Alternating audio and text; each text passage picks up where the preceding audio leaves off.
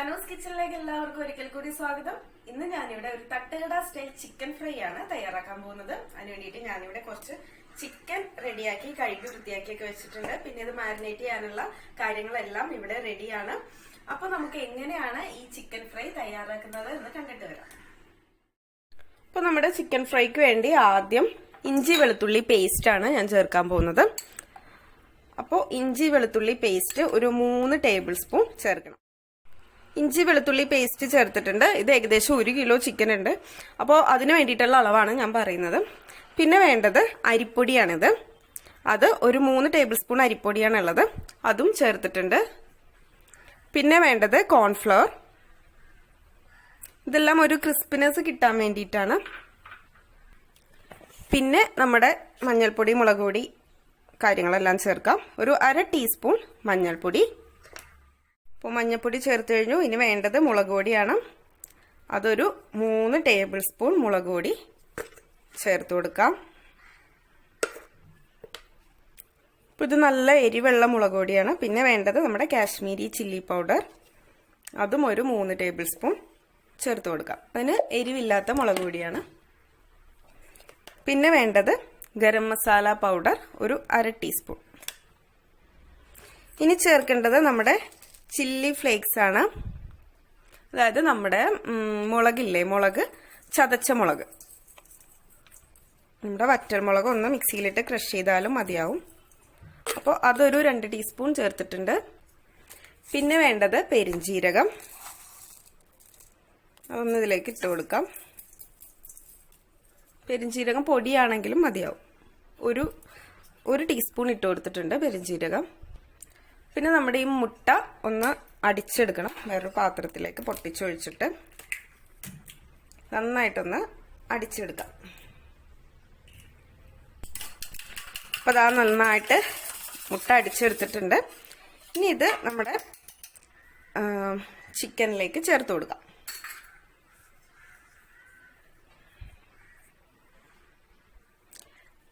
പിന്നെ നമ്മുടെ ഉപ്പ് കൂടി ചേർത്ത് കൊടുക്കാം ആവശ്യത്തിന്. ഇനി ഇതെല്ലാം നന്നായിട്ടൊന്ന് മിക്സ് ചെയ്ത് കൊടുക്കാം. കൈകൊണ്ട് തന്നെ നന്നായിട്ട് മിക്സ് ചെയ്താൽ ഇതെല്ലായിടത്തേക്കും ചിക്കൻ കഷ്ണങ്ങളിലെല്ലാം നന്നായിട്ട് പിടിച്ചിരിക്കുള്ളൂ. അപ്പോൾ കൈകൊണ്ട് തന്നെ നന്നായിട്ട് ഇളക്കി യോജിപ്പിക്കാം.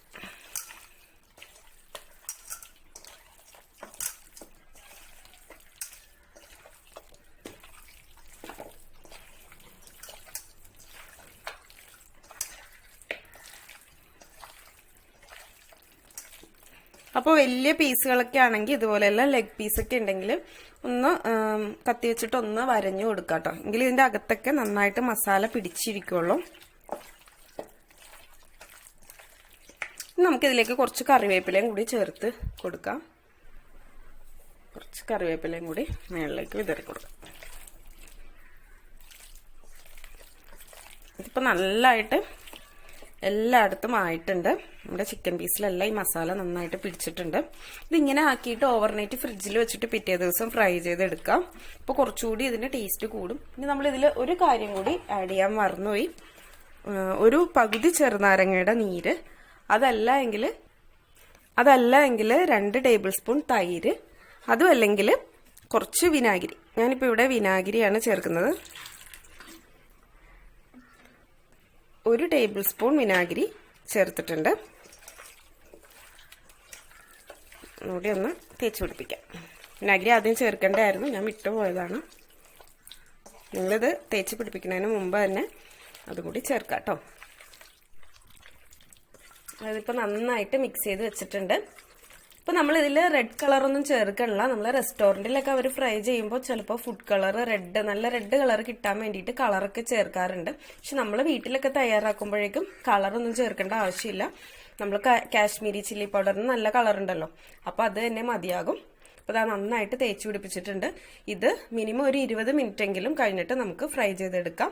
അതല്ല എങ്കിൽ രാത്രിയൊക്കെയാണ് ഇതിങ്ങനെ തയ്യാറാക്കി വെക്കുന്നതെങ്കിൽ നൈറ്റ് ഫ്രീസറിൽ സൂക്ഷിക്കാം. അപ്പോൾ പിറ്റേ ദിവസം ആകുമ്പോൾ നന്നായിട്ട് ഇതിൽ മസാലയൊക്കെ പിടിച്ചിട്ടുണ്ടാവും. അപ്പോൾ കുറച്ചുകൂടി ടേസ്റ്റ് ഉണ്ടാവും.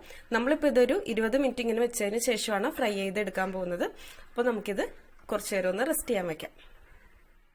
ഇപ്പൊ ഒരു അരമണിക്കൂറോളം ആയിട്ടുണ്ട്. നമ്മുടെ ചിക്കനിൽ മസാലയൊക്കെ നന്നായിട്ട് പിടിച്ച് നല്ല സെറ്റ് ആയിട്ടുണ്ട്. നമുക്കിനി ഇതിനൊന്ന് ഫ്രൈ ആക്കി എടുത്തിട്ട് വരാം. അപ്പോൾ ഫ്രൈ ആക്കാൻ വേണ്ടിയിട്ട് ഇവിടെ ഞാനൊരു പാൻ വെച്ചിട്ടുണ്ട്. നോൺ സ്റ്റിക് പാനാണ് എടുത്തിട്ടുള്ളത്. പാൻ ചൂടാകുമ്പോഴേക്ക് ഓയിൽ ഒഴിച്ചു കൊടുക്കാം. അപ്പോൾ നല്ല വെളിച്ചെണ്ണയിൽ ഫ്രൈ ചെയ്താൽ നല്ല ടേസ്റ്റ് ആയിരിക്കും നമ്മുടെ ചിക്കനിൽ.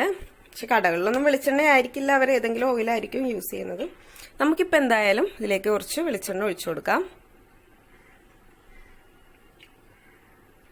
അപ്പോൾ ഏകദേശം എണ്ണ ചൂടാറാവുമ്പോഴേക്കും ചൂട് ആയി വരുമ്പോഴേക്ക് ഞാൻ അതിലേക്ക് കുറച്ച് കറിവേപ്പില ഇട്ട് കൊടുക്കുന്നുണ്ട്. അപ്പോൾ അത് നമ്മുടെ ഓയിലിന് ഒരു ഫ്ലേവർ കിട്ടാൻ വേണ്ടിയിട്ടാണ് ഞാൻ കറിവേപ്പില ചേർത്ത് കൊടുത്തത്. ഇനി നമ്മുടെ ഓരോ ചിക്കൻ പീസുകളായിട്ട് ഇട്ട് കൊടുക്കാം.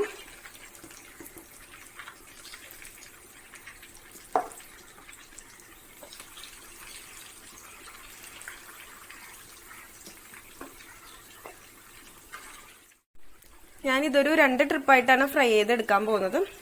അപ്പോൾ ആദ്യത്തെ ട്രിപ്പ് ഇട്ട് കൊടുത്തിട്ടുണ്ട്. ഇത് ഫ്രൈ ആയതിനു ശേഷം നമുക്ക് അടുത്തത് ഇട്ട് കൊടുക്കാം. അപ്പോൾ ഇതാ നമ്മുടെ ചിക്കൻ ഒരു വശം നന്നായിട്ട് ഫ്രൈ ആയിട്ടുണ്ട്. നല്ല സ്മെല്ല് വരുന്നുണ്ട് ഇവിടെ എല്ലാം. സാധാരണ ചിക്കൻ ഫ്രൈ ചെയ്തതിനേക്കാളും നല്ല സ്മെല്ലാണ്. നമുക്കിതൊന്ന് തിരിച്ചിട്ട് കൊടുക്കാം. ഇനി മറുവശം കൂടി ഒന്ന് ഫ്രൈ ആക്കി എടുക്കാം.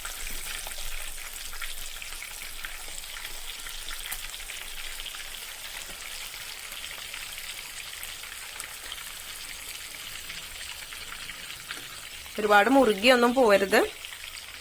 മീഡിയം ഫ്ലെയിമിൽ തന്നെയാണ് ഇട്ടിരിക്കുന്നത്. ഞാനിത് അടച്ചു വെച്ചിട്ടല്ല, തുറന്നു വെച്ചിട്ടാണ് ഇത് ഫ്രൈ ആക്കി എടുക്കുന്നത്. അത് പ്രത്യേകം ശ്രദ്ധിക്കുക. അടച്ചു വെച്ച് വയ്ക്കുന്നതിനേക്കാളും തുറന്നു വെച്ചിട്ട് ഇത് ഫ്രൈ ആക്കുമ്പോൾ കുറച്ചുകൂടി ഒന്ന് ടേസ്റ്റ് കൂടുതലായിട്ട് എനിക്ക് ഫീൽ ചെയ്തിട്ടുണ്ട്. അപ്പോൾ നിങ്ങൾ അങ്ങനെ ഒന്ന് ട്രൈ ചെയ്ത് നോക്കുക കേട്ടോ. ഇപ്പോൾ ഇതാ നമ്മുടെ ചിക്കൻ നന്നായിട്ട് ഫ്രൈ ആയിട്ടുണ്ട്. ഞാൻ ഫ്ലെയിം ഓഫ് ചെയ്തു. ഇത് ഓയിലിൽ നിന്ന് മാറ്റാം.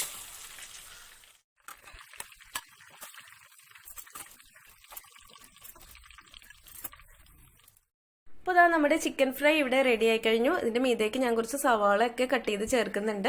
ഒരു പകുതി ചെറുനാരങ്ങ നീര് ഒന്ന് ഒഴിച്ചാലും നല്ലൊരു ടേസ്റ്റ് ആയിരിക്കും നമ്മുടെ ഈ ചിക്കൻ ഫ്രൈക്ക്. എൻ്റെ കയ്യിൽ ഇപ്പോൾ ഇത് ഇല്ലാത്തതുകൊണ്ട്, ചെറുനാരങ്ങ ഇല്ലാത്തതുകൊണ്ട് ഞാൻ ചേർക്കുന്നില്ല. അതുകൂടി നിങ്ങളുടെ കയ്യിൽ ഉണ്ടെങ്കിൽ ഒന്ന് ഒഴിച്ചു നോക്കൂ. നല്ലൊരു ഡിഫറെന്റ് ടേസ്റ്റ് ആയിരിക്കും നമ്മുടെ ഈ ചിക്കൻ ഫ്രൈക്ക് കിട്ടാൻ പോകുന്നത്. അപ്പോൾ എല്ലാവർക്കും ഈ വീഡിയോ ഇഷ്ടമായെന്ന് കരുതുന്നു. നിങ്ങളെല്ലാവരും ഈ റെസിപ്പി ഒന്ന് ട്രൈ ചെയ്ത് നോക്കുക. എന്നിട്ട് അഭിപ്രായം പറയാം. നിങ്ങൾക്ക് ഇഷ്ടമായെങ്കിൽ എൻ്റെ ചാനൽ ഒന്ന് സബ്സ്ക്രൈബ് ചെയ്ത് സപ്പോർട്ട് ചെയ്യുക. സബ്സ്ക്രൈബ് ചെയ്യുമ്പോഴേക്കും അടുത്തുള്ള ആ ഒരു ബെല്ലൈക്കൺ കൂടി എനേബിൾ ചെയ്യുക. എങ്കിലേ ഞാനിടുന്ന വീഡിയോസിന്റെ എല്ലാ നോട്ടിഫിക്കേഷൻ നിങ്ങൾക്ക് കറക്റ്റ് ആയിട്ട് കിട്ടുള്ളൂ. അപ്പോൾ നമുക്ക് വീണ്ടും പുതിയൊരു വീഡിയോ ആയിട്ട് കണ്ടുമുട്ടാം. താങ്ക്